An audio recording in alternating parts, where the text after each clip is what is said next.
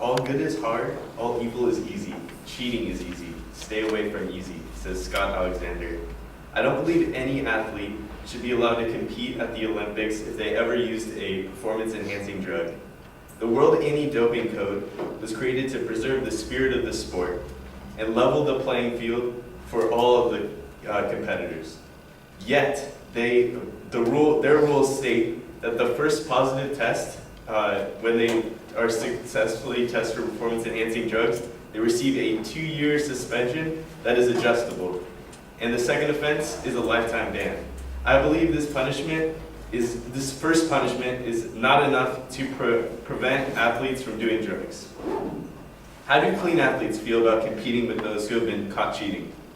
According to the Guardian.com, Jamaican sprinter and multiple gold medalist Usain Bolt said the following about Tyson Gay, one of America's top sprinters, who received a 1-year suspension that allowed him to compete in the 2016 Rio Olympics. He said, I was really upset about that. He got a year just because he talked to the authorities about how it was done and who helped him. The message should be, if you cheat, you're going to get kicked out of the sport. If a lifetime ban on the first offense is too severe, is a lifetime ban on the first offense too severe for athletes who have worked their whole lives to become the best at their sport? With the exception of Russia's widespread state-sponsored program, only a very small percentage of Olympic athletes cheat.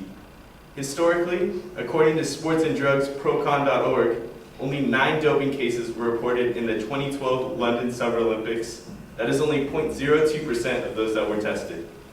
However, an additional 107 athletes were sanctioned in the 6 months leading up to the Olympics. Altogether, that's about less than 2% of those tested were tested positive. Some may believe that it is difficult for an athlete to be aware of the drugs that are prohibited, but the USADA provides a number of different resources that make the athlete easy to identify what's cheating and what's not cheating. They have a website with a hotline that they could call for any drug-related questions. They also have an app on your phone that they could check all the prohibited drugs. Given all these viewpoints from athletes competing against drug violators, the small percentage of cheaters, and the resources available to prevent cheating, the lifetime rule for the first offense should immediately be instituted for the sake of the games.